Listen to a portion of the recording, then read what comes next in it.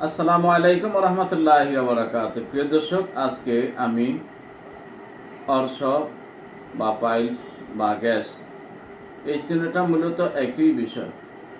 এই রোগটা কেন হয়, এই রোগের কারণ কি, এই রোগের লক্ষণ কি, এই রোগের চিকিৎসা কি, এই রোগের প্রতিকার কি, এই নিয়ে আজকে আলোচনা করব। আমার শ্রদ্ধেয় বড় ভাই ডাক্তার হাকিম মোহাম্মদ নেসার উদ্দিন, নেসার বিন বাশার নামে আমরা সবাই পরিচিত। তো আমি ডাক্তারের কাছে জানবো যে এই রোগ হওয়ার কারণ কি, এই রোগটা কেন হয়, কিভাবে হয়, এই রোগের চিকিৎসা কি, এই রোগ আসলে মূলত ভালো হয় কিনা, এই নিয়ে ওনার কাছে আলোচনা করবো, ওনার কাছে কিছু শিখবো, ওনার কাছে কিছু জানবো। চলুন তাহলে আজকে আপনারা আমাদের সাথে থাকুন এবং এই ব্যাপারে দেখতে থাকুন। আসসালামু আলাইকুম রহমতুল্লাহি ওয়া বারাকাতুহু। আহলান সাহলান, মাহে রমাদান। প্রিয় ভাই মাওলানা মোহাম্মদ আবুল হাসানাত জানতে চেয়েছেন অর্শ, গ্যাস, পাইলস এগুলা কি কারণে হয়, কিভাবে বোঝা যায় রোগটা হইল। তো আমি প্রিয় দর্শক শ্রোতাবৃন্দ, আপনাদের শরণার্থী কথাগুলো এভাবেই বলবো, একদম সিনসিরিয়াল, সরাসরি অল্প সময়ের মধ্যে যেভাবে বুঝতে পারবেন এবং সতর্ক থাকলে অর্শ, গ্যাস, ভগন্দর আপনাদের হবে না ইনশাআল্লাহ। জানতে থাকুন, ভিডিওটা না টেনে দেখতে থাকুন। আমাদের সমাজে দুই ধরনের মানুষ এখন পাওয়া যায়। এক ধরনের মানুষ স্বাস্থ্য সচেতন, আর এক ধরনের মানুষ স্বাস্থ্য সচেতন না। যারা স্বাস্থ্য সচেতন না তারা পানি কম খান, কৃমির ঔষধ সময় মতো খান না। মূলত দুইটা কারণে আমাদের এই সমস্যাটুকু দেখা দেয়। পানি কম খাইলে কনস্টিপেশন হয়, পায়খানা কষা হয়, আর সেই সুযোগে গুড়া কৃমি আমাদের বায়ুপথে বাসা বাঁধে। তো সময় মতো গুড়া কৃমি অর্থাৎ কৃমির ট্যাবলেট না খাইলে, কৃমির ঔষধ না খাইলে, ভেষজ প্রক্রিয়ায় কৃমি দূরকরণ না করতে পারলে অর্শ, গ্যাস, ভগন্দর হয়। জি, পানি ঠিকমতো না খাইলে অর্শ, গ্যাস, ভগন্দর হয়।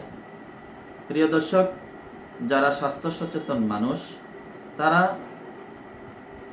কমপক্ষে 3 লিটার পানি প্রত্যেক দিন পান করবে, আর 3 মাস অন্তর অন্তর কৃমির ঔষধ, ভেষজ হোক আর কেমিক্যাল হোক, বায়োকেমিক হোক, হোমিওপ্যাথিক হোক, যেভাবেই হোক, গ্যাসের ওষুধ কন্টিনিউ খেয়ে থাকবেন, পানি রীতিমতো খাবেন। আল্লাহর মেহেরবানি অর্শ, গ্যাস, ভগন্দর হবে না।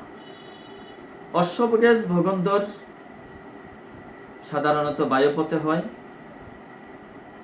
পায়খানার পর যখন পবিত্রতা অর্জন করতে যায়, সূচু করেন, তখন কারো কারো হাতে ডিম্বাণুর মতো, ডিম্বাশয়ের মতো হাতে লাগে এবং পায়খানার রাস্তাটা একটা সময় ব্যথা করে।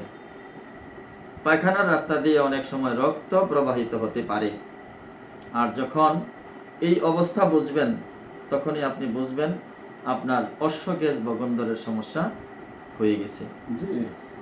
অর্শ, গ্যাস, ভগন্দর থেকে পরিত্রাণের উপায় যখন হয়েই যাবে, তখন আপনাকে ঔষধ সেবন করতে হবে।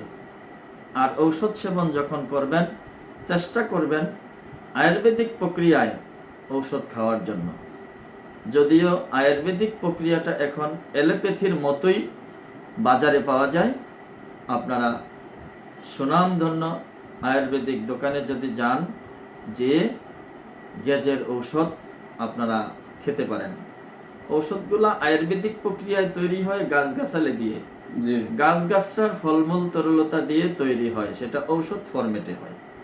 আসলে এক ধরনের খাবার, ঔষধ নয়, কিন্তু ঔষধের ফরম্যাটে হওয়ার কারণে আমরা ঔষধের কথাই এখন বলে থাকি।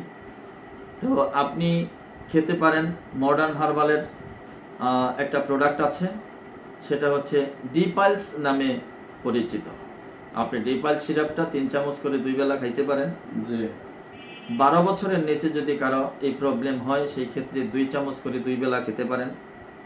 পাশাপাশি মডার্ন হার্বাল বাওয়াশিরবাদী নামে একটা প্রোডাক্ট তৈরি করে, সেটা কৃমিনাশক হয়, কৃমি দূর হয়, বাথরুম কষা থাকে না, কোষ্ঠকাঠিন্য কেটে যায়, কনস্টিটিউশন থেকে মুক্তি পাওয়া যায়। একটা সময় আসলে আপনি দেখবেন যে আপনার অশ্ব গ্যাস বগন্ধর থাকবে না। তো প্রিয় দর্শক, এছাড়াও আমাদের কাছে যখন আসবেন, আমরা আপনার জীবন বৃত্তান্ত টেনে, আমরা ইতিহাস টেনে, আপনার ইতিহাসের সাথে ম্যাচিং করে আমরা চিকিৎসা দিয়ে থাকি। আমাদের চিকিৎসায় কোনো সাইড এফেক্ট থাকবে না, ফলপ্রসূ চিকিৎসা আপনারা পেয়ে যাবেন। আজই যোগাযোগ করুন নেসার বিন বাশার হার্বাল সেন্টার, মতলব বাজার, মতলব চাঁদপুর। বিশেষ করে আমার বন্ধুবর মাওলানা আবুল হাসানাত সাহেবের সাথে আপনারা যোগাযোগ করলেও আমার এই দোকানের ঠিকানা পেয়ে যাবেন।